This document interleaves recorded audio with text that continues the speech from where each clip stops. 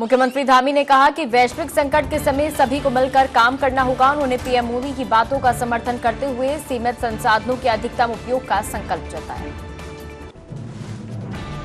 प्रियंका चतुर्वेदी ने कहा, भले ही नरेंद्र मोदी लोकसभा राज्यसभा में स्थिति सामान्य बता रहे हैं, जनता और किसानों को गैस की डिलीवरी में दिक्कत हो रही है। विपक्ष को चर्चा प्रस्ताव को रोके जाने का भी विरोध किया। दिलीप जायसवाल ने कहा कि वैश्विक संकट को लेकर सर्वदलीय बैठक बुलाई गई है। सभी दलों के समर्थन से आगे की रणनीति तय की जाएगी। भाजपा सांसद शशांक मणि ने कहा कि प्रधानमंत्री मोदी ने वेस्ट एशिया संकट में एकजुटता की जरूरत बताई। कोविड की तरह देश को मिलकर काम करना होगा। इसी मुद्दे पर सर्वदलीय बैठक में विचार विमर्श होगा।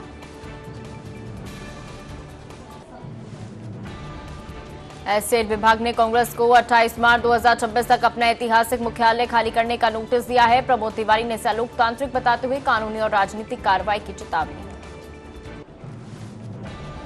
जेडीयू सांसद संजय कुमार झा ने कहा कि गिरधारी यादव के बेटे ने आरजेडी से चुनाव लड़ा और प्रचार किया है। ये स्पष्ट रूप से पार्टी छोड़ने की मर्जी दिखाता है। पार्टी नेता दिलेश्वर कामत ने स्पीकर को नोटिस दिया। सपा सांसद निपल यादव ने कहा कि ईरान के साथ सरकार के रवैये के कारण एलपीजी की समस्या बढ़ी है। सर्वदलीय बैठक में सरकार का पक्ष देखा गया है। उन्होंने महिला आरक्षण बिल में स्पष्टता की भी मांग की है। कांग्रेस सांसद कीर्ति चिदम्बरम ने कहा कि महिला आरक्षण विधेयक का समर्थन करते हैं, लेकिन इसकी रूपरेखा स्पष्ट नहीं है। सर्वदलीय बैठक में सरकार को अपने विचार स्पष्ट करने चाहिए। कांग्रेस कार्यालय नोटिस पर उन्होंने समान व्यवहार की मांग की। आम आदमी पार्टी के विधायकों ने दिल्ली में एलपीजी सिलेंडर की किल्लत के खिलाफ विधानसभा के बाहर विरोध जताया। लोगों को गैस न मिलने और बढ़ती महंगाई का मुद्दा बनाया। कांग्रेस सांसद शशि थरूर ने कहा कि केरल में भाजपा का कोई प्रभाव नहीं है। असली मुकाबला यूडीएफ और एलडीएफ के बीच है। पार्टी अनुभवी और नए उम्मीदवारों के साथ बदलाव लाने को तैयार है। कांग्रेस नेता पवन खेड़ा ने कहा कि सरकार की प्राथमिकता मुद्दों से ध्यान हटाना और विपक्ष का मुंह बंद करना है। विपक्ष की चिंता एलपीजी, पेट्रोल डीजल की किल्लत और महंगाई को लेकर है, जिसे सरकार तक पहुंचाया जाना चाहिए। दिल्ली पुलिस की क्राइम ब्रांच ने संगम बिहार में अवैध एलपीजी रैकेट का भांडाफोड़ किया है। डिलीवरी एजेंटों के गोदामों से 183 इंडेन सिलेंडर बरामद किए गए हैं, जिनमें 100 भरे और 29 खाली थे। 4 आरोपियों को गिरफ्तार किया गया। कांग्रेस सांसद ने इजरायल ईरान संघर्ष पर भारत की देरी से प्रतिक्रिया को महंगा सौदा बताया। उन्होंने पीएम और विदेश मंत्री को चेताया कि स्थिति बेहद नाजुक है। भाजपा सांसद हेमा मालिनी ने कहा कि महिला आरक्षण बिल महिलाओं को सशक्त बनाएगा और संसद में उनकी भागीदारी बढ़ाएगा। उन्होंने कहा कि युद्ध जैसी स्थिति में विपक्ष के सवालों के बावजूद देश में एकता बनाए रखना जरूरी है। भाजपा प्रवक्ता सीआर केशवन ने कहा कि राहुल गांधी की टिप्पणियां खोखली हैं। पश्चिम एशिया संघर्ष में प्रधानमंत्री मोदी ने भारत और 14 करोड़ नागरिकों की सुरक्षा के लिए रणनीति बनाई। उन्होंने सर्वदलीय बैठक और ईंधन महंगाई पर राहुल की अनुपस्थिति पर गंभीरता की कमी बताई। टीएमसी सांसद सौगत रॉय ने कहा कि सरकार एलपीजी संकट से ठीक तरह से निपट नहीं रही है। जनता को भारी परेशानियों का सामना करना पड़ रहा है और उन्होंने इसका जल्द समाधान मांगने पर जोर दिया। कांग्रेस सांसद इमरान मसूद ने कहा कि सरकार अकबर रोड स्थित 24 नंबर कार्यालय खाली कराने का नोटिस देकर पार्टी को डराने की कोशिश कर रही है। उन्होंने इसे ईरान युद्ध जैसे गंभीर मुद्दों से ध्यान भटकाने का प्रयास बताया। दिल्ली क्राइम ब्रांच ने पाकिस्तान नेपाल रूट से सक्रिय गिरोह के 10 सदस्य दबोचे। सब मशीन गन और विशेष बलों वाली PX 5.7 पिस्टल समेत 21 विदेशी हथियार बरामद किए गए हैं। भारत बांग्लादेश कनेक्शन भी उजागर हुआ। क्राइम ब्रांच ने 67 वर्षीय ज्वाला प्रसाद को पेंगुइन रैंडम हाउस की पायरेटेड किताबें छापने के आरोप में गिरफ्तार किया है। ये गिरोह नकली प्रतियों के उत्पादन और वितरण का बड़ा नेटवर्क चला रहा था। जन यूनियन पार्टी के अध्यक्ष ने दावा किया कि 10 साल पहले बंगाल की राजनीति में रामनवमी का कोई खास महत्व नहीं था। उन्होंने भाजपा पर वोट बैंक के लिए दंगे भड़काने और सांप्रदायिक विभाजन पैदा करने का आरोप लगाया। आजाद समाज पार्टी के अध्यक्ष ने सरकार को घेरते हुए कहा कि एलपीजी की कमी खराब विदेश नीति का नतीजा है। उन्होंने आरोप लगाया कि आम जनता 3000 से 4000 रुपए में ब्लैक में सिलेंडर खरीदने को मजबूर है। शिवसेना सांसद नरेश महस्के ने कहा कि विपक्ष केवल प्रधानमंत्री मोदी और सरकार पर टिप्पणी करता है। जनता की समस्याओं से उनका कोई लेना देना नहीं। जेएमएम सांसद महुआ माझी ने कहा कि चुनावों के बाद सर्वदलीय बैठक बुलाकर महिला आरक्षण बिल पर निर्णय लिया जाना चाहिए। उन्होंने जोर दिया कि महिलाओं को अधिक से अधिक लाभ मिले और सभी प्रावधान सभी की सहमति से हो। भाजपा सांसद निशिकांत दुबे ने कहा कि राहुल गांधी केवल हंगामा करने के लिए संसद में आते हैं, वो गंभीर नहीं है। उनकी पार्टी के सदस्य भी उन्हें गंभीरता से नहीं लेते, इसलिए उन पर चर्चा की कोई जरूरत नहीं है। भाजपा सांसद जगदंबिका पाल ने कहा कि राहुल गांधी सर्वदलीय बैठक में उपस्थित नहीं है और उन्हें उनकी संसद में निरंतर उपस्थिति और विदेशी यात्राओं को लेकर गंभीरता पर सवाल उठाया और पूछा कि क्या वो नेता प्रतिपक्ष बनने लायक है। केंद्रीय मंत्री प्रहलाद जोशी ने कहा कि विपक्ष एलपीजी कमी पर विरोध प्रदर्शन कर जनहित के बजाय राजनीति कर रहा है और उन्हें बताया कि दुनिया में तनाव के बीच भारत में शांति और विकास कार्य जारी है। भाजपा विधायक हरीश खुराना ने मुख्यमंत्री आतिशी द्वारा पेश किए जा रहे बजट के दौरान विपक्ष की अनुपस्थिति को कायरता बताया और उन्हें सीएजी रिपोर्ट का हवाला देते हुए पिछली सरकार पर भ्रष्टाचार के गंभीर आरोप लगाए।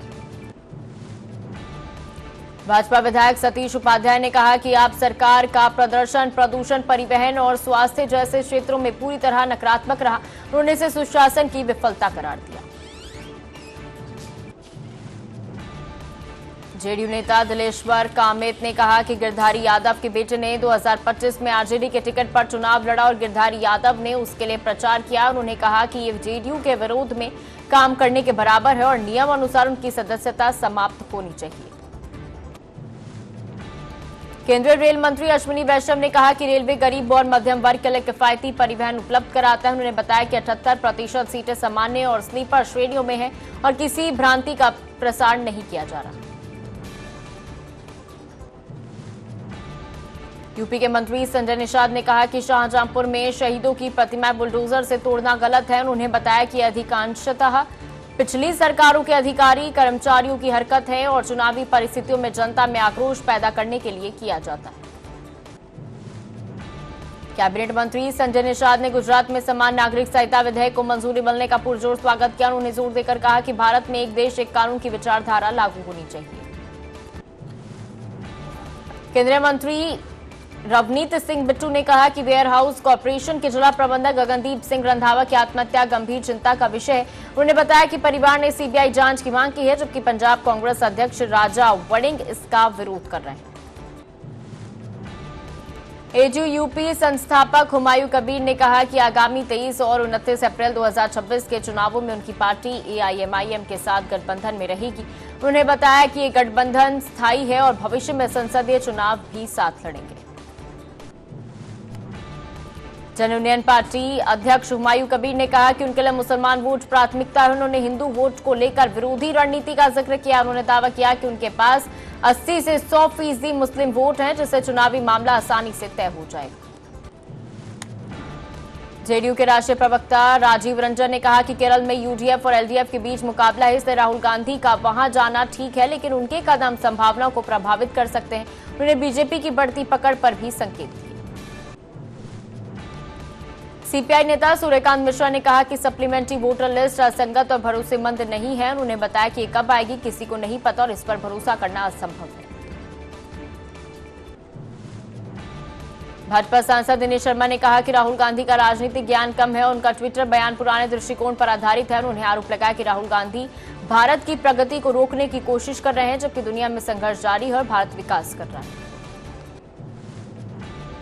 भाजपा सांसद नरेश बंसल ने कहा कि प्रधानमंत्री मोदी के नेतृत्व में सरकार लोकतांत्रिक तरीके से काम कर रही है और सभी पक्षों से विचार विमर्श किया जाता है। केंद्रीय मंत्री राजीव रंजन सिंह ने कहा कि जेडीयू सांसद गिरधारी यादव के बेटे ने आरजेडी के टिकट पर चुनाव लड़ा और गिरधारी यादव ने प्रचार किया। इसके आधार पर जेडीयू नेता दिलेश्वर कामत ने लोकसभा स्पीकर को अयोग्यता नोटिस दिया है, जिस पर स्पीकर विचार करेंगे। एआईएमआईएम प्रमुख अजुद्दीन ओवैसी ने कहा कि पार्टी पश्चिम बंगाल में मुस्लिम अल्पसंख्यक नेतृत्व को मजबूत करना चाहती है। उन्होंने बताया कि गठबंधन सिर्फ इस चुनाव तक सीमित नहीं है और इसे राजनीतिक लक्ष्यों के लिए आगे बढ़ाया जाएगा। राजस्थान के मंत्री हीरालाल नागर ने कहा कि सरकार बिजली की निर्बाध सप्लाई के लिए प्रतिबद्ध है। उन्होंने समीक्षा बैठक की और केंद्र से 1500 मेगावाट अतिरिक्त बिजली की मांग की है ताकि गर्मी के मौसम में पर्याप्त सप्लाई सुनिश्चित हो सके। दिल्ली के 24 अकबर रोड स्थित कांग्रेस कार्यालय को एस्टेट्स डिपार्टमेंट ने 28 मार्च तक खाली करने का नोटिस दिया है। सूत्रों के अनुसार यह अलॉट की गई बिल्डिंग पार्टी को समय सीमा में खाली करनी होगी। कांग्रेस सांसद प्रमोद तिवारी ने कहा कि बीजेपी झूठ बोल रही है और गांव शहरों में एलपीजी की कमी गंभीर है। उन्होंने बताया कि विपक्ष के रूप में वो संसद के सामने विरोध प्रदर्शन कर जनता की आवाज उठाएंगे। असम कांग्रेस अध्यक्ष गौरव गोगोई ने कहा कि लोग 10 साल की भाजपा सरकार को बदलने का अवसर देखकर उत्साहित हैं। उन्होंने बताया कि जनता डर की राजनीति से मुक्ति चाहती है और नए असम की कल्पना कर रही है। केंद्रीय मंत्री रामदास अठावले ने कहा कि सर्वदलीय बैठक युद्ध से संबंधित भारत की भूमिका पर चर्चा के लिए बुलाई गई है और इसमें सभी विपक्षी नेताओं को भी शामिल किया गया। श्री राम जन्मभूमि तीर्थ क्षेत्र ट्रस्ट के सदस्य अनिल मिश्रा ने कहा कि रामनवमी पर श्रद्धालु प्रभु राम के दर्शन कर सकेंगे। दूरदर्शन पूरे कार्यक्रम का लाइव प्रसारण करेगा, जिसमें अभिषेक, श्रृंगार, 56 भोग और फूल बंगला शामिल होंगे। बाराबंकी के रघई गदिया में रात को जेसीबी और डंपरों से मिट्टी का अवैध खनन जारी है। दिन में भी नियमों की अनदेखी हो रही है। ग्रामीणों ने सुरक्षा और जनजीवन पर प्रभाव जताया। लेखपाल ने कहा अनुमति केवल दिन में है। एसडीएम और तहसीलदार में फोन नहीं उठाए, प्रशासनिक मिलीभगत पर सवाल। सोनभद्र के महुआ बारी गांव में बीजपुर थाना क्षेत्र में घरेलू विवाद ने खूनी रूप ले लिया। पति ने लोहे की रॉड से पत्नी पर हमला किया है, जिससे उसकी अस्पताल में ही मौत हो गई है। पुलिस ने आरोपी को गिरफ्तार कर पूछताछ शुरू कर दी है। पोस्टमार्टम और फॉरेंसिक जांच जारी। अयोध्या के पेट्रोल पंपों पर वाहन चालकों की भीड़ लग गई है। मां जालपा पेट्रोल पंप संचालक और जिला पूर्ति अधिकारी ब्रजेश मिश्रा ने बताया कि पेट्रोल डीजल की कोई कमी नहीं है और पर्याप्त मात्रा में तेल उपलब्ध है। उन्होंने अफवाहों पर ध्यान न देने की appeal. Greater Noida UP RERA ने बिल्डरों को हर 3 महीने में निर्माण से जुड़ी तिमाही रिपोर्ट अपनी वेबसाइट पर अपलोड करना अनिवार्य किया। तय समय पर रिपोर्ट न देने पर जुर्माना लगेगा।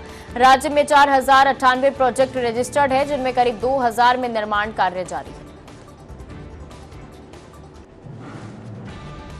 लखनऊ के चिन्हट थाना क्षेत्र में एक युवक की गला रेतकर हत्या कर दी गई। शव के पास शराब और कोल्ड ड्रिंक की बोतलें मिली हैं। पुलिस ने मृतक की बाइक बरामद की और 2 संदिग्ध युवकों को हिरासत में लेकर जांच शुरू कर दी। कुशीनगर के बरवापट्टी थाना क्षेत्र में पुलिस ने अवैध शराब तस्करी रोकी। दूध के 6 कैन में छिपाई 417 ट्रेटा पैक और 8 पीएम ब्रांड की शराब बरामद की गई है। 2 तस्करों को गिरफ्तार किया गया है। कार्रवाई से शराब तस्करों में हड़कंप। मेरठ के लोहिया नगर में दहेज को लेकर पति ने पत्नी के साथ मारपीट कर घर से बाहर निकाल दिया। पुलिस ने महिला को बचाया है। आरोपी और परिवार ने अस्पताल जाते समय ससुर पर हमला किया है। घटना के कई वीडियो सोशल मीडिया पर वायरल। पुलिस ने आरोपी और परिजनों पर मुकदमा दर्ज कर आगे की कार्रवाई जारी रखी है। अमरोहा के नगर कोतवाली क्षेत्र में मामूली कहासुनी के बाद शादी में आए एक मेहमान पर दबंगों ने हमला किया है। उसे होटल से बाहर खींचकर लाठी डंडों से पीटा गया है। पूरी घटना सीसीटीवी कैमरे में कैद। घायल को अस्पताल में भर्ती कर हायर सेंटर रेफर किया गया। पुलिस जांच में जुटी। चंदौली के मुगलसराय कोतवाली क्षेत्र में जलीलपुर स्थित महिंद्रा शोरूम में शॉर्ट सर्किट से आग लगने की आशंका। दमकल की 2 गाड़ियां मौके पर पहुंची और आग बुझाने में जुटी। पुलिस तैनात रही। 3 साल में बंद ऑफिस पूरी तरह जलकर खाक। लाखों रुपए का नुकसान अनुमानित। प्रशासन कारणों की जांच में जुटा। हापुड़ के बाबूगढ़ थाना क्षेत्र में राष्ट्रीय राजमार्ग 9 पर लॉर्ड शिवा ढाबा पर जमीन विवाद को लेकर दबंगों ने देर रात ट्रैक्टर और जेसीबी से हमला किया। मजदूरों और गार्ड को बंधक बनाकर मोबाइल छीन लिए। ढाबे का सीसीटीवी, कुर्सियां और गल्ला तोड़ डाला है। पुलिस जांच में जुटी है। दोषियों की गिरफ्तारी की आशंका। चंदौली के सेमरा गांव में एसपी और स्वैट टीम की छापेमारी में 14 जुआरी गिरफ्तार। भारी कैश, ताश के बंडल, 52 बाइक, तमंचा और कारतूस बरामद। रैकेट संचालक प्रधान की गिरफ्तारी के बाद सोशल मीडिया पर तस्वीरें वायरल। सफेद पोशों की भूमिका पर सवाल। सभी आरोपियों को हिरासत में लेकर जांच जारी है। मुरादाबाद के ठाकुरद्वारा क्षेत्र ढकिया कमालपुरी रोड पर तेज रफ्तार ट्रैक्टर ट्रॉली ने बाइक सवार फैक्ट्री कर्मी को कुचल दिया है। युवक की मौके पर ही मौत हो गई है। गुस्साए ग्रामीणों ने हाईवे जाम किया है। पुलिस मौके पर पहुंची लोगों को शांत करने में जुटी है। इलाके में तनावपूर्ण माहौल। दिल्ली विधानसभा में विपक्ष नेता आतिशी ने पार्टी कार्यकर्ताओं के साथ एलपीजी की कमी के विरोध में प्रदर्शन किया। उन्होंने आरोप लगाया कि बीजेपी का फ्री सिलेंडर वादा फेल हुआ है और देश भर में सिलेंडर की कतारें लंबी है। जनता परेशान। कर्नाटक के उप मुख्यमंत्री डीके शिव कुमार ने कहा कि बेंगलुरु के सभी 5 निगमों के लिए अलग अलग बजट होंगे। सरकार ने योजना तैयार कर ली है और विधायकों से चर्चा के बाद आवश्यकता अनुसार सहायता और धनराशि के सही इस्तेमाल पर ध्यान दिया जाएगा। केंद्रीय मंत्री शिवराज सिंह चौहान ने कहा कि युद्ध जैसी स्थिति में दुनिया संकट में है और भारत पर भी प्रभाव है। उन्होंने राहुल गांधी और मल्लिकार्जुन खड़गे के अभी तो संकट की शुरुआत है वाले बयान को राजनीतिक अवसरवाद करार दिया है और कहा कि ऐसे समय में राजनीति नहीं करनी चाहिए। भाजपा विधायक शिखा राय ने कहा कि विपक्ष सदन में अपनी बात रखने का मौका छोड़कर बाहर बैठकर बचकानी हरकतें कर रहा है। उन्होंने कहा कि आज सीएजी की रिपोर्ट पर चर्चा होगी, लेकिन विपक्ष इसमें शामिल नहीं हो रहा है।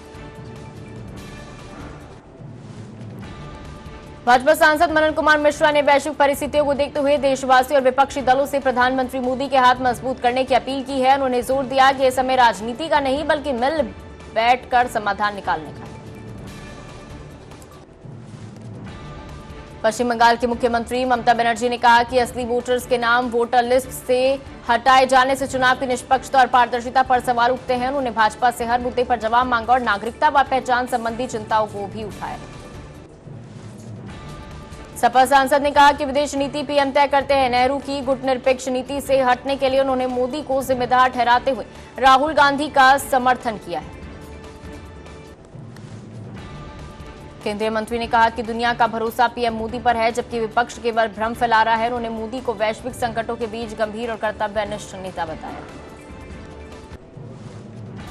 भाजपा नेता दिलीप घोष ने ओवैसी के चुनाव लड़ने पर कहा कि लोकतंत्र में सबको अधिकार है, लेकिन बंगाल की जनता बाहरी को आसानी से स्वीकार नहीं करती। यहां टिकने के लिए जमीनी संघर्ष जरूरी। बीजेपी नेता आशीष देशमुख ने बताया कि सावनेर में 20,000 लोग एक साथ महाआरती कर अयोध्या का रिकॉर्ड तोड़ेंगे। सीएम देवेंद्र फडणवीस की मौजूदगी में यह आयोजन विश्व शांति का संदेश देगा। संजय सरावगी ने कहा कि अभी नीतीश कुमार मुख्यमंत्री हैं, लेकिन राज्यसभा जाने के बाद नया नेतृत्व तय होगा। एनडीए और बीजेपी का केंद्रीय नेतृत्व बैठकर फैसला करेगा, जिसमें खुद नीतीश कुमार की भूमिका भी अहम रहने वाली है। भाजपा प्रवक्ता ने कर्नाटक और तेलंगाना की स्थिति पर निशाना साधते हुए कहा कि वोट बैंक की राजनीति के कारण तुष्टीकरण चरम पर है। उन्होंने विपक्ष पर भेदभावपूर्ण नीतियों का आरोप लगाया। चैत्र नवरात्रि के दौरान माता वैष्णो देवी के दरबार में भारी भीड़ उमड़ रही है। शनिवार को भारी भीड़ बढ़ने के कारण यात्रा अस्थायी रूप से रोकनी पड़ी थी, जो अब सुचारू रूप से जारी है। करोलबाग में झंडेवालन मंदिर के पास देर रात बस अनियंत्रित होकर पलट गई है। करीब 25 यात्री सवार थे, कई घायल, 2 की हालत गंभीर। सभी को अस्पताल में भर्ती कराया गया। गुजरात विधानसभा ने बहुमत से uniform civil code bill pass किया। कांग्रेस ने वॉकआउट किया। भूपेंद्र पटेल ने कहा कि बिल बहन बेटियों के लिए है और भेदभाव हटाकर समानता लाने का प्रयास। योगी आदित्यनाथ के निर्देश पर प्रदेश में एलपीजी कालाबाजारी पर कड़ी कार्रवाई। अब तक 12,732 निरीक्षण, 177 एफआईआर, 16 गिरफ्तार, 185 पर अभियोजन, 4,108 वितरकों की डिलीवरी पर निगरानी। खाद्य आयुक्त कार्यालय में कंट्रोल रूम सक्रिय, नियम तोड़ने वालों के खिलाफ सख्ती। वारिस पठान ने ईरान इजरायल संघर्ष पर कहा बातचीत ही समाधान है। युद्ध से मासूमों की जान जा रही है, इसका असर दुनिया और भारत पर भी पड़ेगा।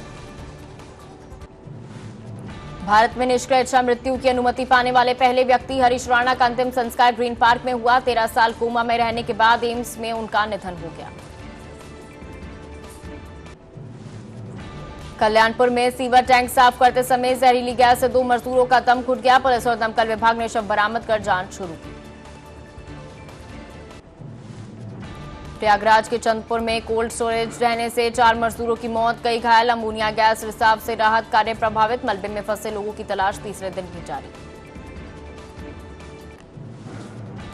पापाराव ने बीजापुर में 17 साथियों के साथ आत्मसमर्पण किया। उन्होंने कहा कि अब वो हथियार छोड़ संविधान के दायरे में रहकर जनता के अधिकारों, पानी और जमीन के लिए काम करेंगे। पीट हेग्सेथ ने कहा ईरान की सेना पहले दिन से ही तेजी से कमजोर हुई। अमेरिका तेहरान पर दबाव बनाते हुए बमों से बातचीत कर रहा है।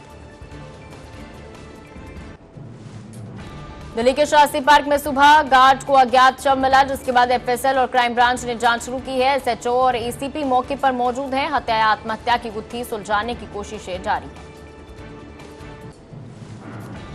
बरेली पुलिस ने 146 जगहों पर 4140 वाहनों की जांच की है। 1993 वाहनों का चालान, 27 वाहन सीज, दुकानों में 11 मॉडिफाइड साइलेंस बरामद। अभियान कोतवाली, बारादारी किला, प्रेमनगर, इज्जतनगर और भोजीपुरा थाना क्षेत्रों में चलाया गया। बलिया में डीएम के निर्देश पर एलपीजी सिलेंडर की कालाबाजारी का भांडाफोड़, गोदाम से 1015 घरेलू सिलेंडर गायब मिले हैं। डिजिटल रिकॉर्ड में हेराफेरी पकड़ी गई है। Gas agency manager Rajiv Kumar पर मामला दर्ज है। बासरी के रुद्र प्रताप गैस सर्विस पर कार्रवाई। 19 अप्रैल से शुरू हो रही चारधाम यात्रा के लिए 10 लाख से अधिक श्रद्धालुओं ने पंजीकरण कराया है। सीएम धामी ने सुगम और सुरक्षित बनाने के लिए युद्ध स्तर पर काम के निर्देश दिए। रायबरेली के नसीराबाद और बचरावा थाना क्षेत्र में पुलिस मुठभेड़, 2 बदमाश घायल, 3 अन्य साथी गिरफ्तार। कब्जे से कार, बाइक, तमंचा और कारतूस बरामद।